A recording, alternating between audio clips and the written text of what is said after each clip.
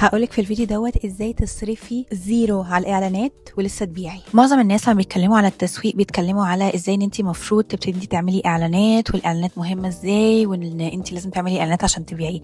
بس الحقيقه ان في حته في الماركتنج واقعه من ناس كتيره جدا مش بيستغلوها كويس، والحته دي هي الاورجانيك ماركتنج. اورجانيك ماركتنج معناها ان انت بتبيعي بشكل طبيعي، يعني مش محتاجه ان انت تصرفي فلوس في الإعلانات علشان تبيعي. بيبقى في علاقة طبيعية ما بينك وما بين العميل بتاعك، فبيحبك ويبتدي ان هو يشتري منك. الحاجة الحلوة في الأورجانيك ماركتنج ان انت العميل بتاعك بيثق فيكي مع الوقت وبيشتري منك وبيفضل عميلك على طول، حتى لو طلع منافسين تانيين ليكي في السوق. بس الحاجه الوحشه ان هو بياخد وقت علشان يجيب لك مبيعات. انا الايجنسي بتاعتي متخصصه في الاستراتيجيات والاورجانيك ماركت. يعني اللي احنا بنعمله ان احنا بنبص على البراند وبنشوف ازاي هنقدر ان احنا نخلي البراند بتاعتك تتحب بشكل طبيعي بالنسبه للعميل بتاعك. فما بنعتمدش على الاعلانات، ما بنعتمدش على الانفلونسرز، بنركز جدا في ايه هي الرسائل اللي هتخلي العميل بتاعك يثق فيكي ويحبك كبراند. علشان تعرفي اكتر على الاورجانيك ماركتنج اعملي لي فولو، هتلاقيني عامله لك فيديوز مفيده جدا.